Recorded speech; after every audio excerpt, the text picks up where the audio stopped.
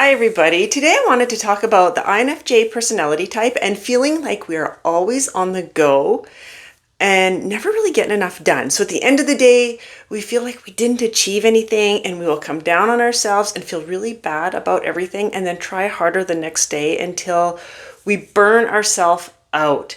And most INFJs will do this. We're very prone to doing it, and it will keep us stuck for years if we are not careful. I'm a prime example of that, and it will negatively impact our self-worth. So I think it's a great topic because many INFJs struggle with self-worth and many of us feel stuck all the time. So welcome to my channel. If we haven't met before, my name's Trina Bretnell. I'm an INFJ and I'm also autistic. I created this channel with hopes of creating a space where people like myself, INFJ and autistic INFJs, can feel seen, heard, and understood and really less alone.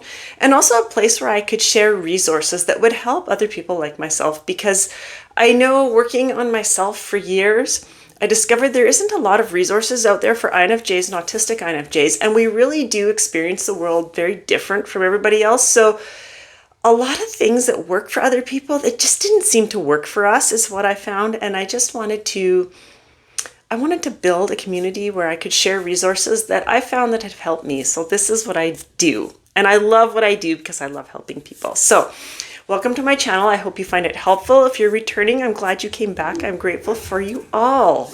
I also invite you to, if you haven't yet, to subscribe to my channel and like this video. I would really appreciate the support. Before we get going, I do want to mention a little course. It's the HSP Toolbox, the Highly Sensitive Person Toolbox. Now, I did not write this course. Somebody else wrote it, but it is a great course, and I think that all INFJs could benefit from it, or most of us. We are very high sensitive people, and it is very difficult to navigate a world that wasn't created for us without feeling overwhelmed, exhausted, burnt out, and feeling like we just want to go hide under a rock away from everybody.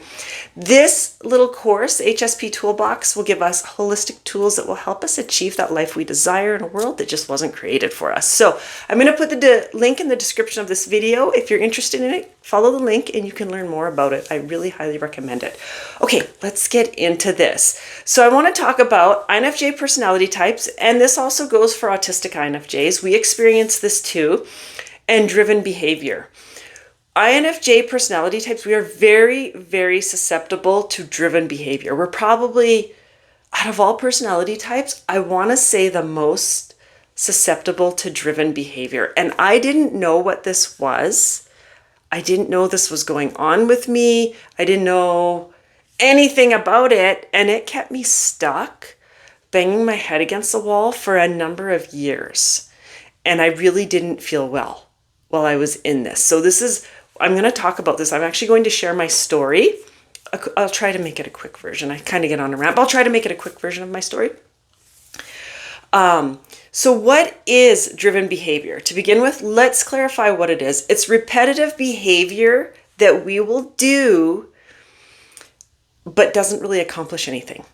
So it's something that we will be very busy, but we're really not getting anything done. Remember the beginning of the video, I said you always feel busy, like you have so much to do and you're running from here to there and everywhere and you feel overwhelmed and you're exhausted by the end of the day. But when you look at your day, you didn't accomplish anything and then you come down on yourself, right? That's driven behavior. So it's repetitive behaviors that we do that it doesn't accomplish anything. So an example of this is checking emails a whole bunch throughout the day. We'll go and we'll check our emails, even though it really hasn't changed from like 10 minutes ago, but we'll continue to do it. Or social media. If you're a solopreneur and you use social media to build your business, this is a huge one. We'll check social media, like, I don't know how many times an hour, looking to see if things have changed. Nothing has changed. Maybe we will organize closets over and over and over again, or cupboards, drawers, clean house, even though it doesn't need to be cleaned. This is a huge one for me, is do laundry, even though I didn't have a full load of laundry to do. I felt I had to do laundry. So we will do this to avoid the things that we don't want to do or feel. Usually it's the things we don't want to feel. We will attach And this is what happened to me is I attached my self-worth to feeling productive, to being productive, to achieving something, achievement. I'm going to say just achievement because I kind of lost the word I was going to say. But we attach our self-worth to achievement, feeling productive, feeling important. So this is where we'll start pushing ourselves and doing that driven behavior that doesn't get us anywhere because we feel that we have to feel this way in order to be worthy. That was me. I'm going to share my story about this. A few years back, I decided that I wanted to have my own business. I wanted to have my own business for years, but I was always too scared to do it. So then when I had my youngest son, I decided I'm going to have my own business and I'm going to use social media to build it because I know a lot of people that do this and they have tremendous results and it's awesome. So this is what I'm going to do. They can do it, I can do it, right? Well, I spent, I want to say probably about 5 years. We'll say four. We'll say 4. I don't think it was quite 5. We'll say 4 years doing this. I was doing the trainings, learning everything I needed to know, learning about marketing, building content, planning, and planning, and planning, and planning. I was so busy. I had no time for anything. I was overwhelmed. I was busy. I had no time for anything. I didn't make $1. I didn't make $1 because I wasn't building my business. I was stuck doing all these things that kept me busy that wasn't getting me to where I needed to be because I had made this huge change in my life. So I'm going to be a stay-at-home mom with my youngest son. And I was feeling worthless because I wasn't bringing in income. Now, this is where the double-edged sword comes in.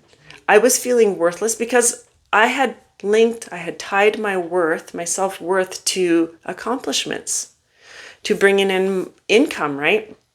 And I was feeling very worthless. I didn't want to feel that way. So I didn't want to face the fact that's what I was feeling. So I would push myself harder to accomplish more, to go out and make money and staying at zero. Doing the things that were not going to bring me in money, like planning. I had great ideas. I really did. Looking back now, they were excellent ideas. And I would stay in the planning stage or creating content. I would create content for the entire week. However, the content I was creating wasn't bringing in potential clients, potential customers, because I didn't want to face the fact that I was feeling worthless. Plus, I didn't want to have to talk to strangers. That was another big can of worms I had to open. And again, it was linked to my self-worth because I had low self-worth and I didn't think I was worthy, along with some other things I had to deal with. So I was avoiding all that, stuck in the planning stage and not accomplishing anything. And I felt very irritated. I felt very frustrated. I felt tense all over because I was so busy all the time. I had no time. So my son would spill a cup of milk, which little kids do on a regular basis, right? And I remember my nervous system would just bubble over. It's like, I don't have time to clean up a cup of milk. I've got this and this and this to do, right? And then I would head and go do laundry, even though I didn't have a full load of laundry to do, right? Definitely did not get me anywhere at all. And I did this for 4 years because I didn't realize I was stuck in driven behavior. I thought I was building a business. I truly did. That's the thing with INFJs and autistic INFJs. If you're autistic like myself, you will actually experience this much deeper. It will be much deeper and we will push ourselves much harder because autism and the INFJ personality type, that's what happens. We're the INFJ, but we experience things much deeper at a deeper level. And those struggles, they feel like mountains because we're much deeper with our struggles. I hope that made sense. It made sense in my brain, so I hope I didn't confuse you with that. So this happens if we're building a business, but we don't have to be solopreneurs to experience this. It can happen in a workplace if your workplace is toxic. I also experienced this. I worked in a toxic workplace, right? If we don't want to have the confrontation, or if we're being constantly pooed on and we just don't want to we don't want to deal with that, we'll keep ourselves busy, feeling productive, feeling important. This is what we're going to do. And it gets overwhelming, right, to burnout, right? So it happens there. It will also happen just in life. So if we say we have, I'm going to use this as an example because I've come across this with other people, is they have a mother that they don't want to deal with. Maybe they had a bad phone call with their mother. It was like just a quick phone call one day. They got up and they're going to be productive and life is going good. And we answer the phone and it's our narcissistic mom that just made us feel bad. And it was a short phone call. We hang up the phone and we are right back into driven behavior. So the things that we had on our list that we were going to do, we don't do it. We go and we start cleaning the bathroom that we just cleaned the other day, or doing laundry that really didn't need to be done quite yet, or rearranging the soup cupboard because all the labels aren't right. Whatever it may be, right? We'll be driven to that, we'll be pushed to that driven behavior. So it really, really happens. We will overwork ourselves to make things perfect. Okay, this is driven behavior, overworking to make things perfect. It's our perfectionism coming in. But those extra hours that we're putting in doesn't bring value. So the things that we're working on, it is not bringing us value. It is not helping our project or whatever it is that we're working on, right? We will overcommit to helping others, constantly giving, being there for them, being that listening ear, constantly giving. And this leads us to feeling burnt out and feeling bad. All of this will hack on our self-worth. And that's what it did to me. Back to my story of trying to build a business, I got super focused on the fact that I'm not going anywhere. Nothing is working out for me. Why can't I get clients? Why can't I build my business? Everybody else can. Oh, woe is me. That's how I felt, right? I felt very bad and I hacked on my self-worth, and I didn't think that I was worth anything, and I had low self-worth to begin with. So you can imagine the disaster I had.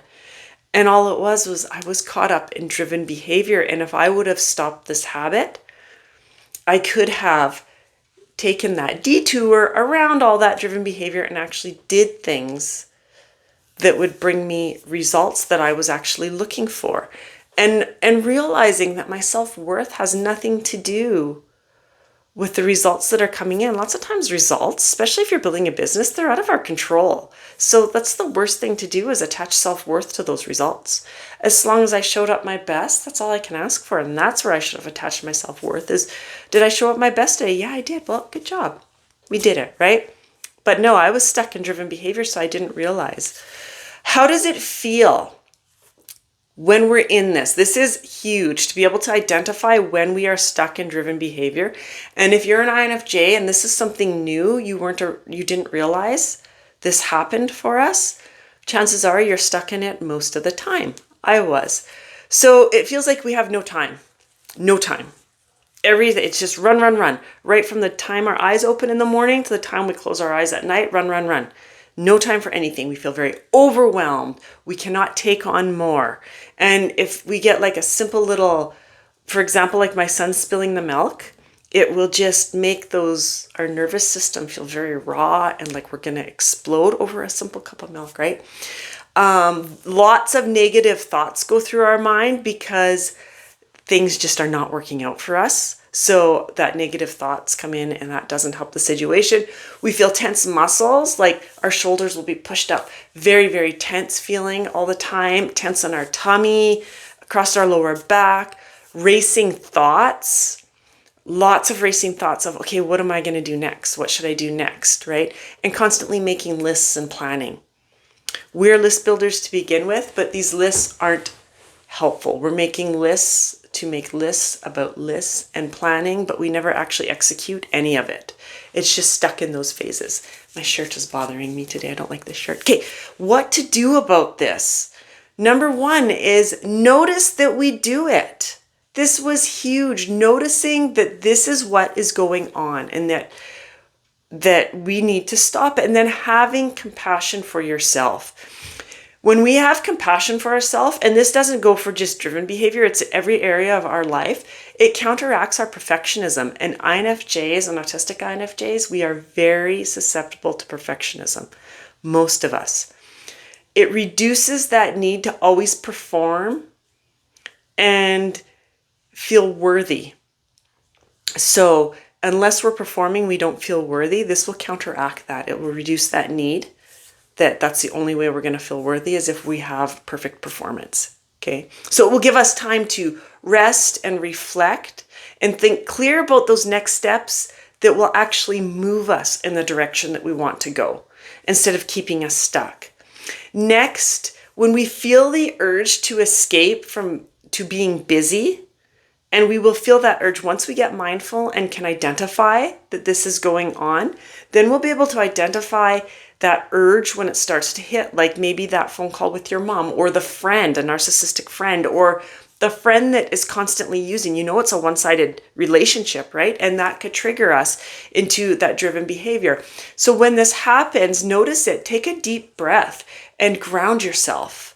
This is huge because it puts us back into our body so that we can identify what is bugging us.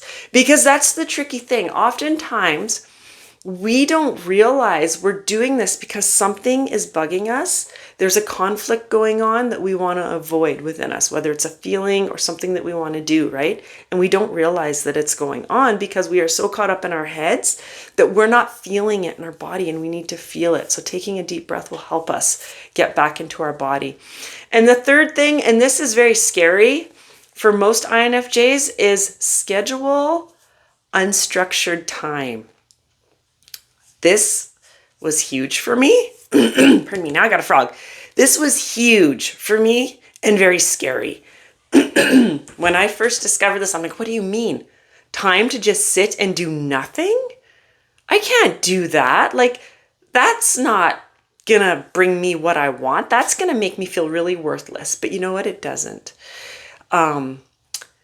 Unstructured time is scary because it's unpredictable for an INFJ, and we don't like, especially if you're autistic, we don't like unpredictability.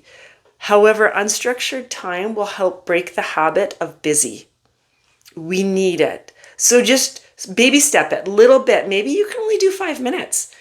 That's what I could do. That's okay. Take those 5 minutes and do the things that you love to do. Okay? So whether it be painting or just picking up a book or reading, going out for a walk in nature, anything like that. I don't mean you just have to sit and stare at the wall. That unstructured time is for things that you want to do. This will allow us to explore creativity, which is huge for an INFJ. I'm not going to get into it. That's a whole video for another day. It's a big topic. And things that we love to do, creativity will lead us to the things that we love to do that is going to bring us true purpose and meaning. I hope this video was helpful. Thank you so much for joining me. I really appreciate it. Again, I invite you to subscribe to my channel and like this video. Feel free to share it. The more times it's shared, the more INFJs we get to help. And that's what it's all about. Thank you again for joining me, and I will see you real soon with another video. Bye for now.